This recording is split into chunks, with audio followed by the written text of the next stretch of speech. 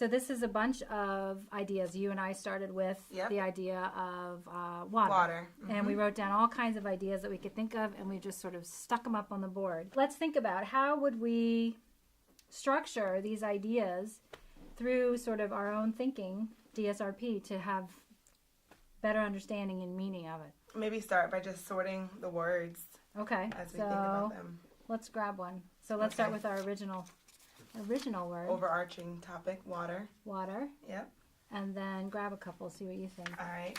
I have cycle. I'm just going to put that over here. Okay. And then I'm going to pull this big word out here. I think we're going to get to that in a little bit. Sustainability. That's a big idea. Let's move that over. All right.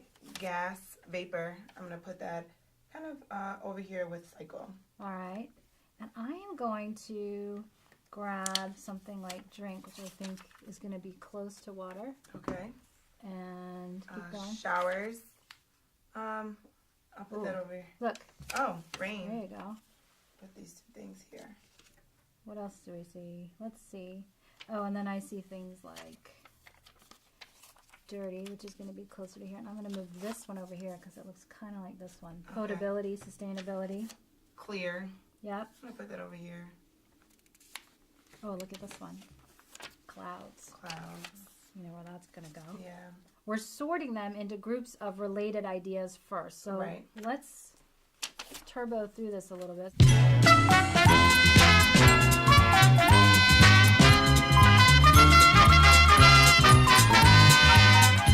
Now we've got them grouped in sort of related ideas. And those smaller parts make up a bigger whole, so maybe we can look at the clusters as a whole and then maybe look at the parts and name them. Make them into new, distinct ideas. So let's do it like this.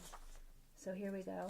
Cool. That's our big idea of water. And these are all parts of our idea of water. And I think that cycle is like the big idea here. And within the water cycle, you have, you know, evaporation, you have precipitation. I'm going to add evaporation. Those are some good words to add. That's a good one. Keep going. I'll write it for you. Yeah. See how easy this is? We can just add our ideas. So look how cool this is. We started with all those random ideas, which are related by the big idea, but we're starting to really make some cool relationships and sort of systems of ideas, which are going to give us a lot of insight into this idea of water. So here, do you think, is it accurate then to say that all these things you've organized are parts of a bigger idea? So you can put that one up there. And maybe what we should do is organize these parts into the relationships that you're making. Sure. Right? So I think you're saying evaporation is the relationship between which parts, like gas and clouds, or and then there's precipitation. Yes. Yeah. So let's pull them up a little differently. Okay. Water cycle. It's actually, these are all just parts of the water cycle. Right. You can just list them as parts like that. And then to extend the lesson, you could have the kids break into, well, how are these parts all related? Right. Right. Like, what's evaporation? How does that relate to different ideas or that kind of thing? So what we've done is we've got this system with lots of parts. We've got this system with lots of parts. You said that weather was a perspective. And so you're saying weather is a perspective on water. Yeah. And on the water cycle. Yes. And I'm going to say one of the ones that I would want to talk about is probably potability and or environmental impact. So let's take these out for a minute. And let's just say we were designing a really cool lesson. And we could do a lot with just this idea and this idea and that idea as perspectives on water itself and on the water cycle.